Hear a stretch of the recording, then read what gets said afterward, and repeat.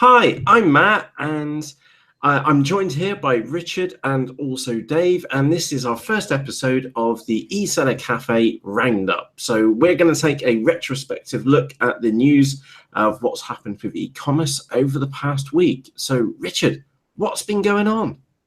Well, it's been kind of a slow week because it was after Easter. But there were a couple highlights in the week that maybe on the surface don't appear to be important for e-commerce, but actually will probably have some major implications down the road. Let's start with the Facebook Developers Conference. Obviously, social marketing is an important part of all marketing strategies today. And while they didn't, put out anything that was obvious to e-commerce, what they did bring out was the idea of being able to do virtual reality, or actually they call it augmented reality videos, or taking kind of visuals and making them more interesting. And one of the things that really struck me the most was that they took a 2D image and turned it effectively into a 3D image. If you watch, sports here in the U.S., like the NFL, for example, has used augmented reality for a long time. For the touchdown markers, they put stuff on the screen. Nowadays, they put, all the yard information, statistics that gets all superimposed on the playing field. So in the TV industry, they've been using some version of that, but a lot of times, that's done with multiple cameras, a lot of technology behind it, and they've even done like 3D where they were able to show the plays in a different manner. They've done all this stuff. So, but to put it now into basically in the power of a smartphone is what Facebook is attempting to do. And I think that would be kind of interesting in some ways, because how many people take their own pictures? And if you can take your own pictures with a smartphone and then start creating a whole scene around your product image, I mean, that could be pretty cool. I think that's one of the more interesting things that we've certainly seen out of the Facebook conference relating to e-commerce or e-commerce potential is definitely augmented reality. And there was a piece in the article that that you put together, Richard, which mentioned about how Facebook believes that the camera is actually going to be the native platform for AR, and not things like glasses, obviously, like going on a bit of the Snapchat lenses and stuff like that, and obviously Google Glass years ago. They actually believe the camera is going to be the main component, and that is something which me and Matt have always said was always going to be a stumbling block for things like virtual reality and AR. Was not everybody would have access to the hardware. You needed these special goggles and everything else. But if Facebook is going to integrate that into the camera that we use on an everyday basis, then all of a sudden it puts that possibility in the hands of everyone. Yeah, like it's a device, isn't it? You can use your phone, you can use a little cardboard box just to hold your phone in front of you, but you need that extra layering on top. Mm-hmm. Also got to be a really immersive experience for someone to stick a cardboard box on the front of their eyes. Yeah, that is true. There's definitely a social stigma around walking around with a cardboard box on your face. But like I said, for the buying experience, being able to take still images and build them into a 3D image that a consumer could potentially click and drag and get a better idea of dimensions and angles could be a huge win for e-commerce in the long run, for sure. Yeah, and some of the stuff they showed off, I mean, let's face it, a lot of it is trying to catch up with Snapchat, because that's what Snapchat fundamentally really is augmented reality. It's nothing more than that. And now it kind of maybe makes more sense when you look at when Snapchat said, well, we never really expect to make money.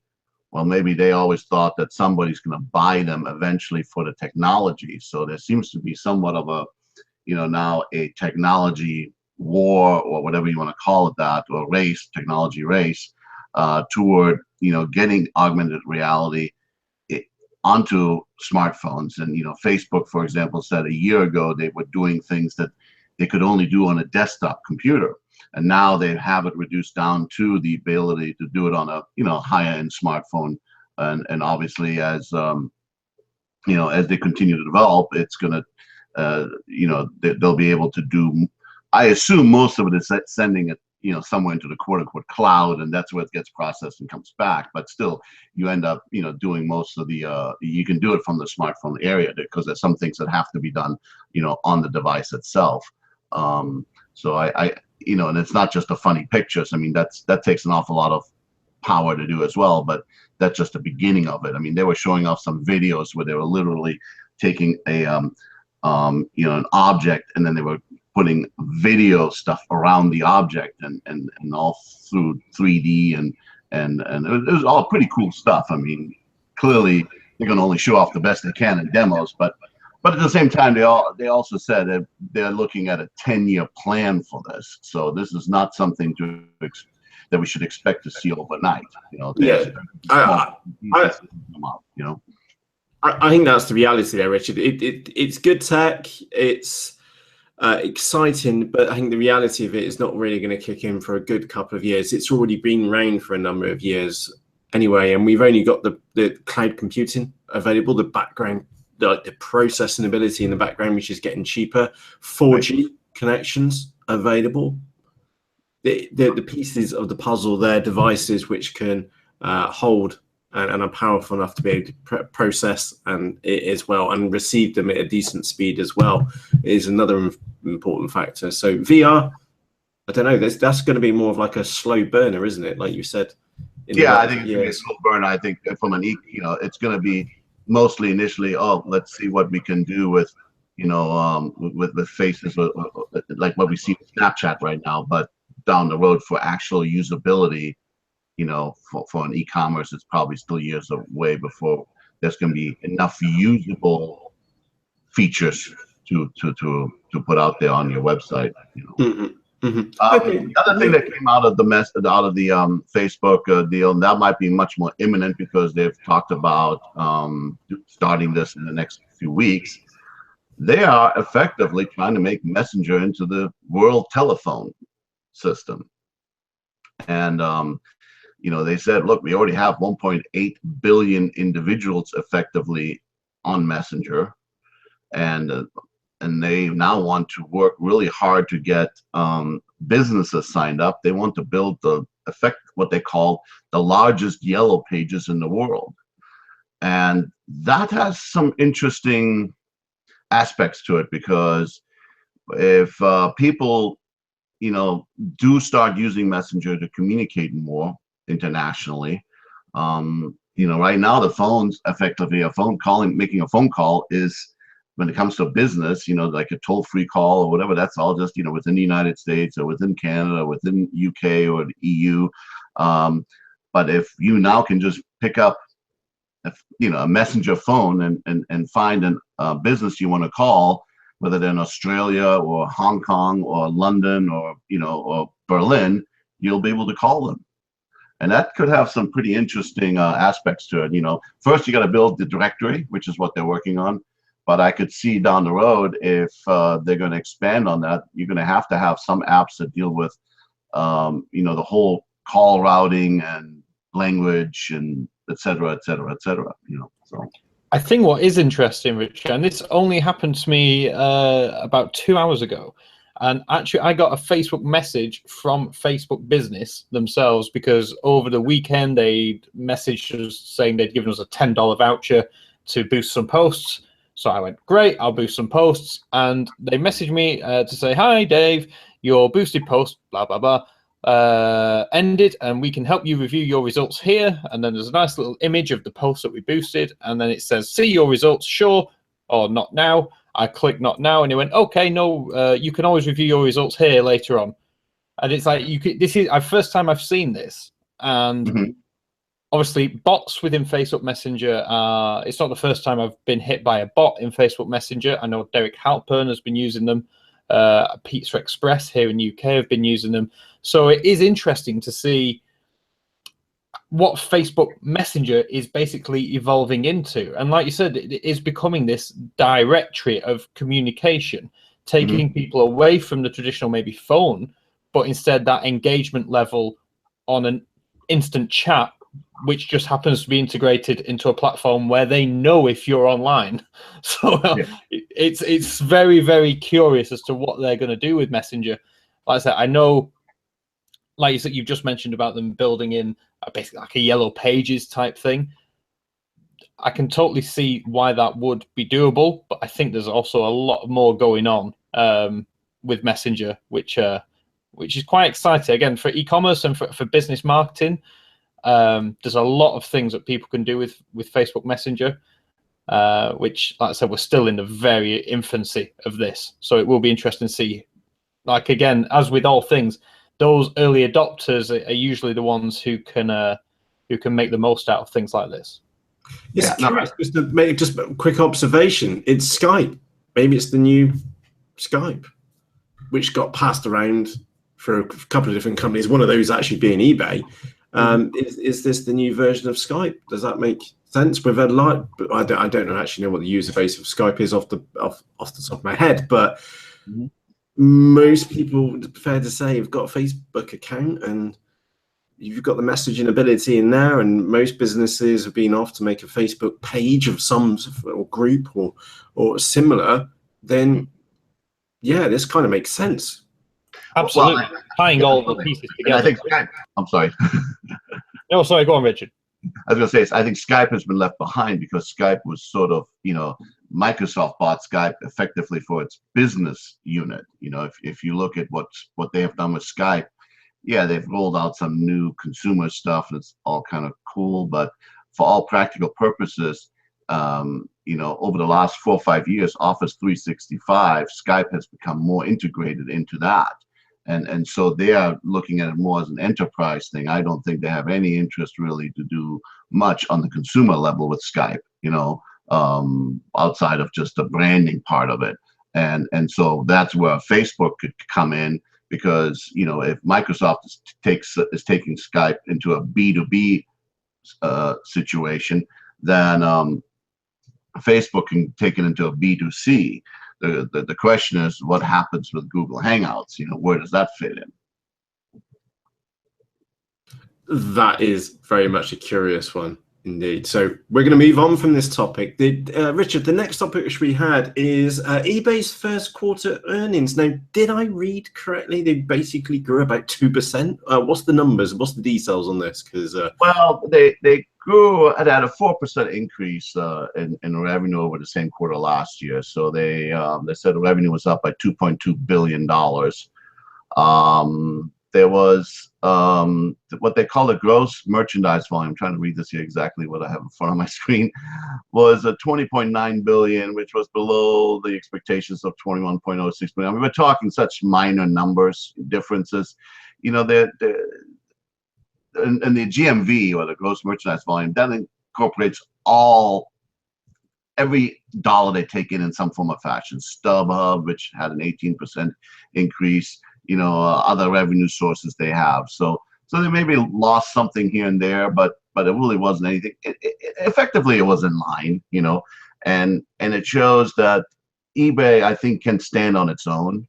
There was a lot of angst over that initially when they ditched PayPal, or when they separated, because PayPal was the big money revenue that maybe eBay couldn't. But I think the fact that they have done so many changes to eBay, some that some sellers don't like, but at the end of the day, they need to build a platform, and they're bringing new people to the platform, and that's probably the most important part of it. There's 2 million active buyers were brought to the platform last quarter, and you can't sneeze at that. That's a good number. Yeah, totally. That is perhaps one of the and always has been one of the most important pieces for eBay, having worked sort of with them semi-closely a few years ago. They were all about bringing in new business and new sellers onto the platform, as well as buyers. And I mean, almost to the detriment that some of the existing sellers would say that they're not looking after their existing client base. They're too busy going after the new guys. But like you said, you hit the nail on the head, Richard. So many analysts and commentators the past couple of years were watching eBay very, very intently after the split from PayPal. You know, would it work? Could they stand on their own feet? And like I said, the numbers are pretty much what the investors were expecting. You know, they're in line with what the performance was expected to be, which is good.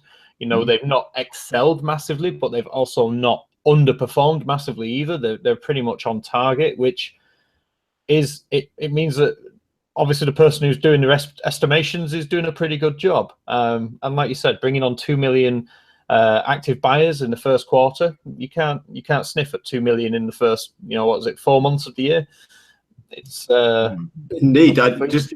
Just going slightly off topic, I've just gone on to Yahoo Finance to have a look at the share prices, and I could have told you point blank that was released on the 19th of April, because you can tell the actual investors in the background there was a dive afterwards. Now it doesn't, again, we're only a couple of days after this, and it doesn't look like it's like a nose dive for the ground, but there was a definite duck after those results going out. That probably will have been because of that the GMV being slightly lower, and like I say, with 20.9 was actual with expectations of 21.06. So that's what, 0.07 of a difference.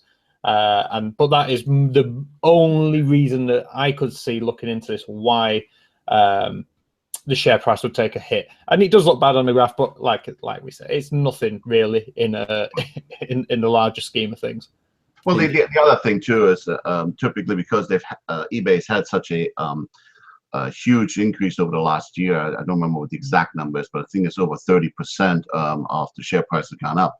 There is also a certain amount of profit taking that happens after something like this, you know, where they go, okay, they've gone up 30%, you know, they met expectations. There's some people who say, okay, I'm going to get out now because I don't think I'm going to see that kind of that kind of increases for the moment. So that's going to drop the stock temporarily. So it's nothing to worry about. You know, there's all kinds of different quote unquote factors that exist why these things happen.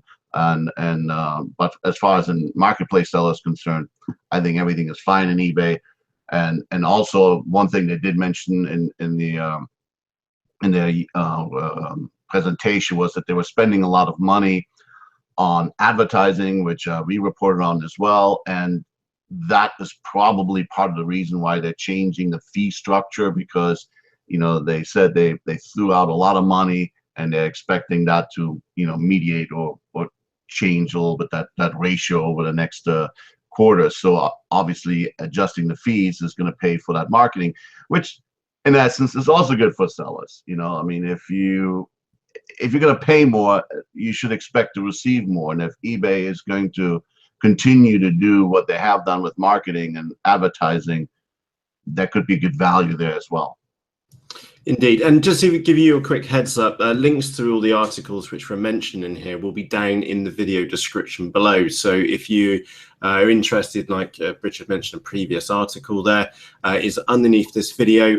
If you press the show more button, we've got links to everything which we've been mentioned here in this live episode for you. So let's change tack slightly. Now this one, it looks kind of curious. On-demand printing by Amazon. Richard, tell us more. I've seen this scoop past my desk, but what's going on with Amazon?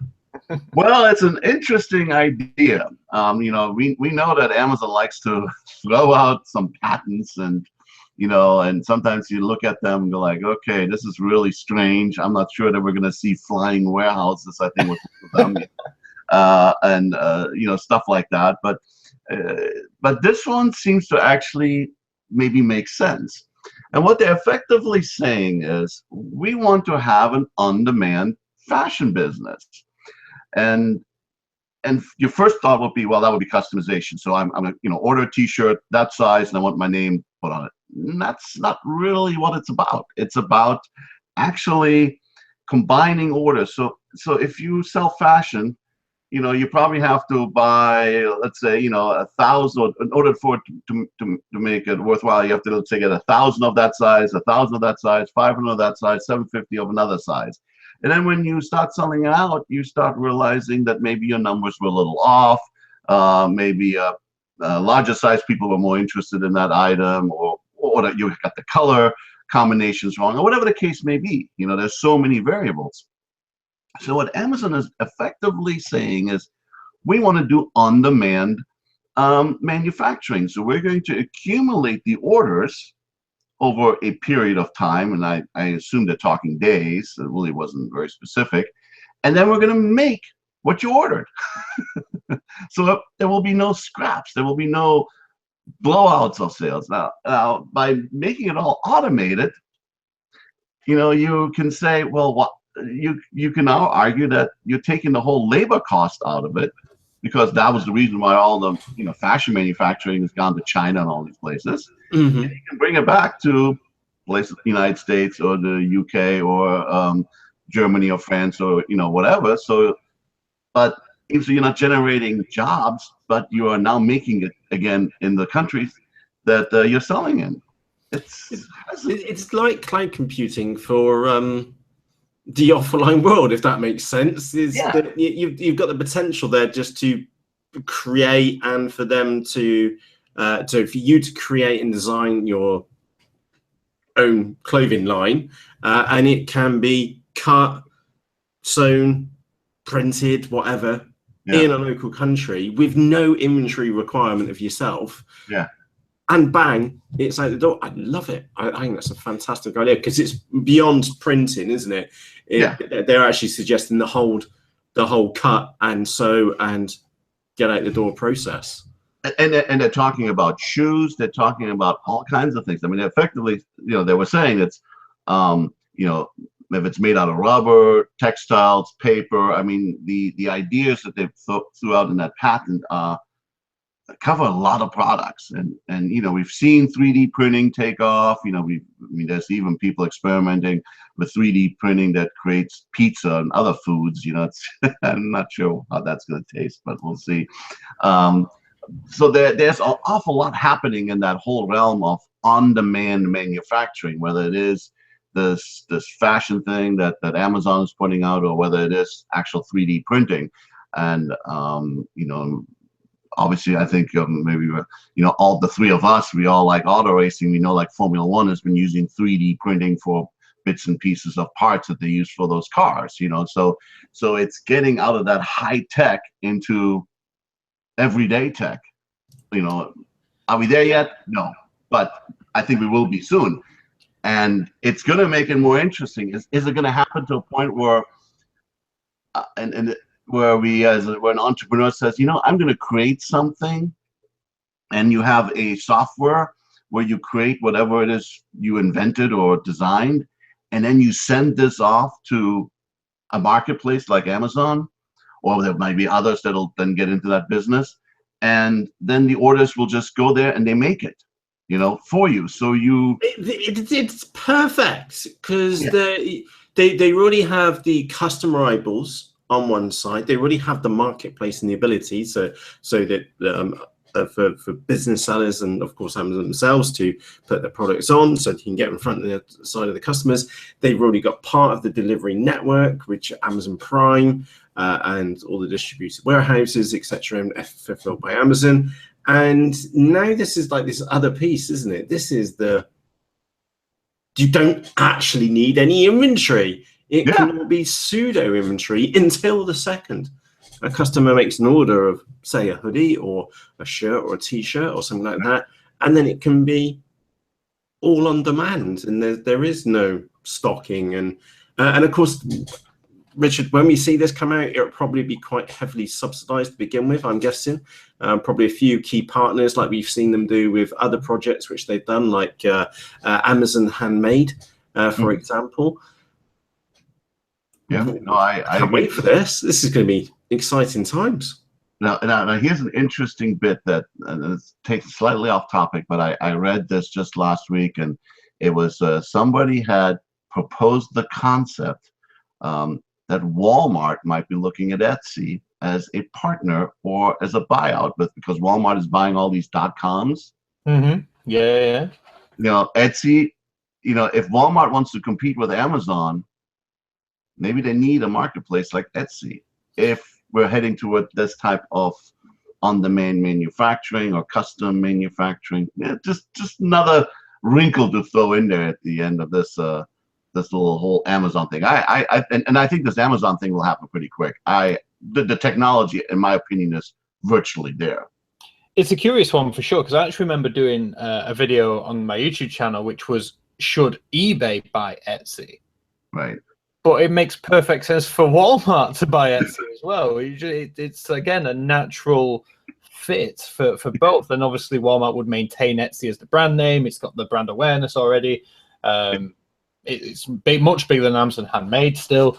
So yeah, absolutely. But the one thing I'd say about very quickly on the Amazon piece is, I just love their innovation, and literally it's how many people laughed at them when they filed the drone patent. Oh, it's like, oh, they never do it. They'll never get it past the FAA or whoever, the Aircraft Association, and they've just done it. They literally are doing it. It's a thing that exists, and they're still doing the tests now. But ultimately, I think that's the one thing that working in e-commerce, you just have to admire Amazon's innovation. It's something which eBay desperately needs to get back involved with, because I don't think we've actually seen any sort of revolutionary innovation from eBay in a long time. No. Amazon just keep coming out with things like this, and they've just got they've got the infrastructure, they've got the logistics, they've got the money to make it happen. And like you said, I think this is something which we will see very, very quickly, because as we've seen previously, Amazon doesn't like to make announcements unless it moves very quickly on them. They did it with a Handmade. They literally announced that they'd be going after Handmade and then launched a marketplace a week later. They don't hang about. So I think this is probably much further down the line than any of us probably realize. And yeah, it's exciting times for sure. And think about it. Now go back to our first story about augmented reality. Yeah. So how do you create the product images? And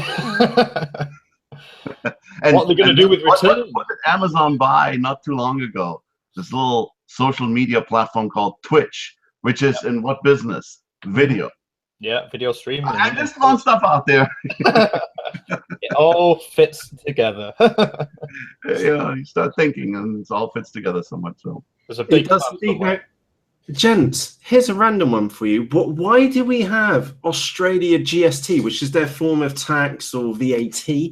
Why do we have this in the news today? Is that if we're in the United Kingdom, or we're in the United States, or somewhere in Europe? Well, this is pretty big news, mainly because Australia's current government, I believe it's run by some chap called Turnbull. I don't know much about him, but they've proposed that from the 1st of July that every online business that sells more than $75,000 worth of products into Australia will have to charge GST. Now, this is a huge shift from how it works previously in Australia. GST is not something which apparently previously you only had to pay GST from foreign items that were valued over $1,000. Now they're saying that everything is going to get charged GST if you go over that 70, almost like the VAT threshold here in the UK, and I'm sure America's got something very similar. And the problem is that this has caused huge problems for eBay, Amazon, Etsy, and now AliExpress have all come out and said this is a bad idea, predominantly because what the Australian government is saying to people like eBay is that it's now your responsibility to take the tax on the purchases. Now, Amazon is different because Amazon is also a seller, but eBay, Etsy, and AliExpress are not. They are purely a vendor-based platform, a marketplace. They do not sell. They allow other people to come in and sell on their platform. And what this new rule means is that Australia basically want eBay to start taking the tax from the purchases. And eBay going, this isn't something we've never done before. We're not set up to handle this at all. We're all for cross-border trade, but we don't do this for any other country in the world. Yeah, because let's face it, all the marketplaces, including Amazon, have gone, tax? Whoa! Yeah, not our problem. Yeah, exactly. And, Amazon, although being slightly different, they've also come out and said that they do not back this. And to the point now where eBay, Etsy, and AliExpress have basically turned around to the Australian government and said, if you go ahead with this policy change, we may be left with no other choice than to geo-lock down Australia and stop Australian buyers from buying from our other marketplaces, or basically buying from businesses outside of Australia. Do you know what? I reckon that's kind of big news. Going, go on, do it. They're trying to launch because we're about to launch in Australia, and they're going like, do it. We're already on the ground, you know. Well, I think I think all of these things fall into this whole, don't want to turn this too political, into this whole geopolitical thing we've seen over the last few years with cross-border trade, with globalization. Everybody. I mean, the United States, we have the sales tax issue between the countries, between the states. So it's a similar thing. How does California make money on a part that a seller in Florida sells to a Californian? It's just there's no. Fundamentally, they're trying to get eBay and Amazon, all those marketplaces, to try to collect taxes too.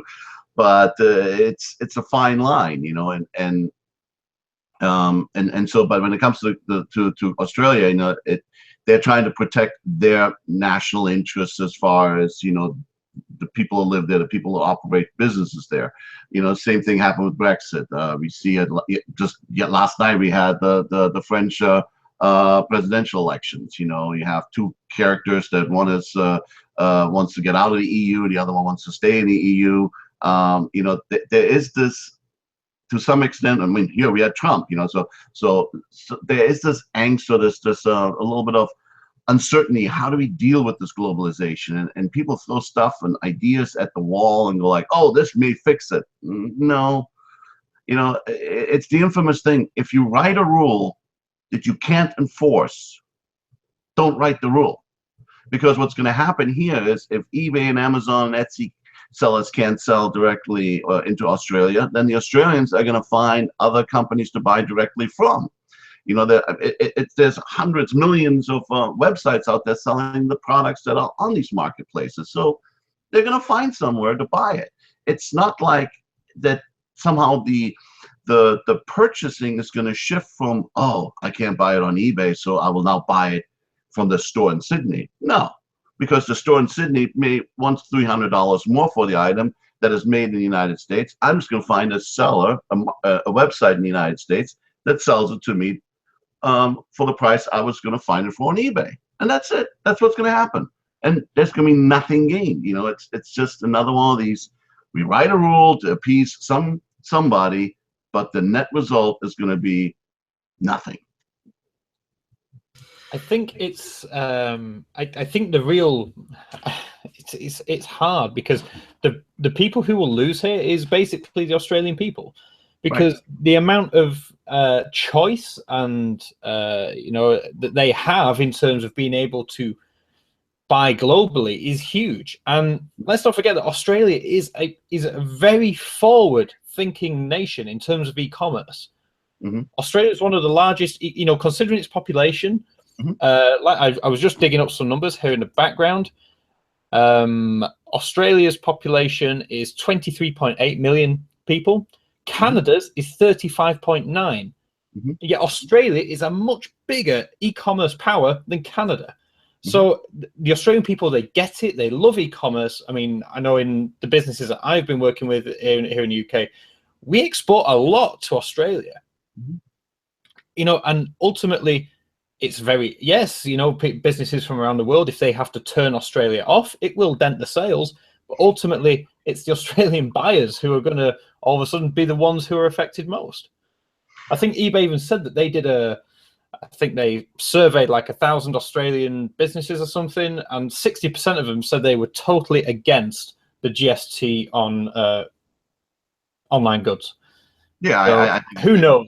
Yeah, I think it's bad for everybody. And eBay has been trying so hard to work on this idea of here, at least here in the United States, they have where you can do international sales by sending it to a U.S. address. So for those sellers who are leery about going international, so you send it to this forwarding warehouse, and then from there they send it over to where it needs to go.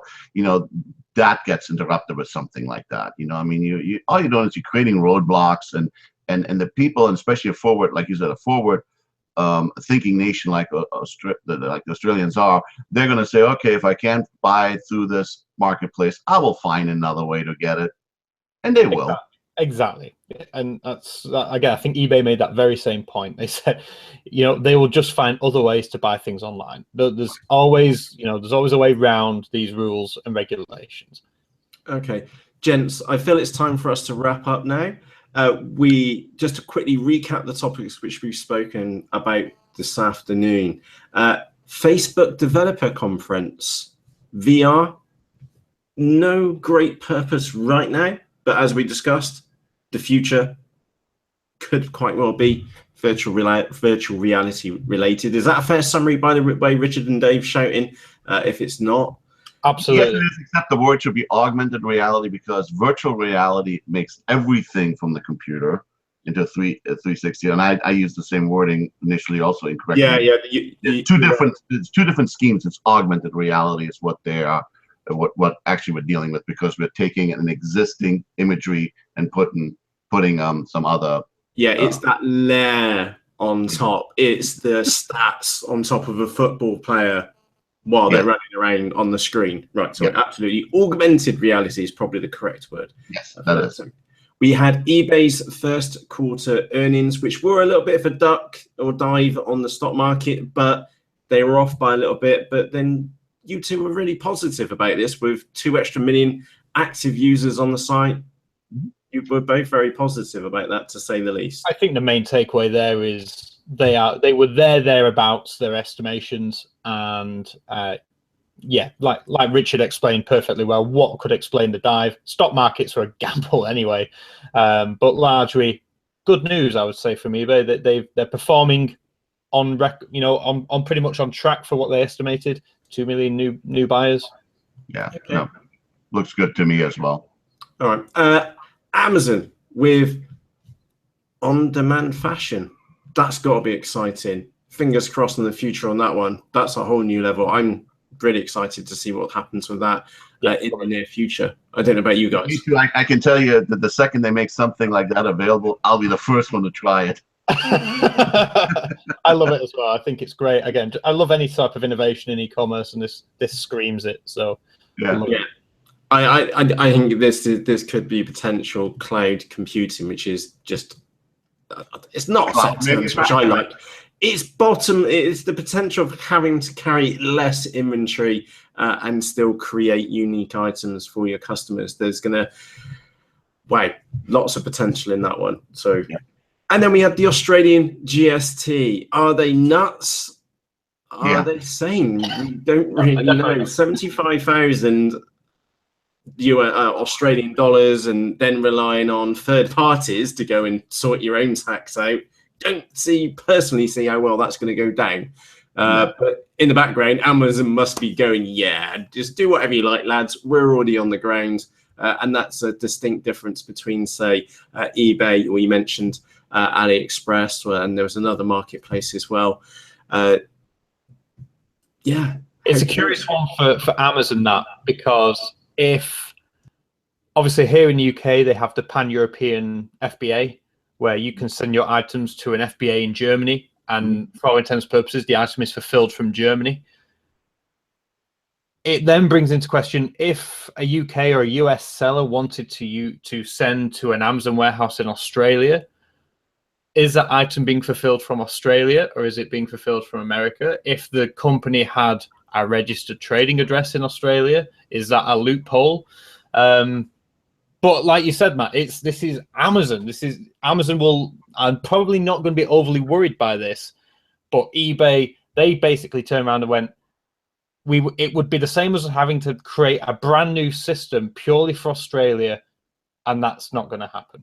And the problem is, once one starts, and somebody else will come, we want to do the same thing, and then everybody will have different rules, and then the whole thing falls apart. But exactly, it wouldn't be long before HMRC or the Inland Revenue in America started going after eBay, saying, we want you to collect tax for us as well, and all of a sudden it's just. And I have a problem with personally I have a problem with putting private corporations in the business of tax collecting. I mean, that's dumb to me. You know, it's like the government should be in the business of tax collecting, not private corporations. So, and you know, what's Amazon going to do? Yeah, you're right. They're already there with their warehouses. So they'll buy a few more planes, I guess, and fly them from LAX to Sydney, you know, on the Prime Air. I mean, they're already doing it here in the United States. They're already, you know, moving product into Mexico.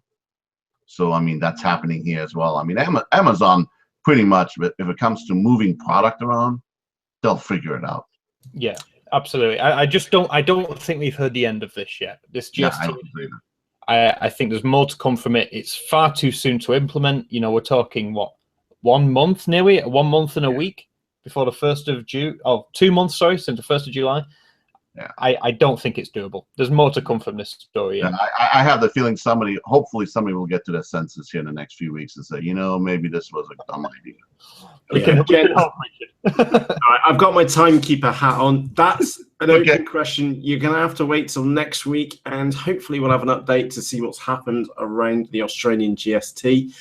If you have any feedback, good or bad, on today's live session here for eSellerCafe, please do let us know. We would very much appreciate that. If you've enjoyed this very laid-back chat environment about the things which have been going on in e-commerce for the last week, do us a favor, from myself, Richard, myself, Matt, Richard, and Dave, do us a favor and press the thumbs up underneath this video. If you have any questions or comments, you can let us know underneath this video in the comment section, or of course over on eSellerCafe.com as well. So from all of us, we would like to say thank you for joining us, and on that note, it's time for us to go. So from myself, Matt, from me, Dave, and Richard, cheerios. Cheerios. See you next Bye. week.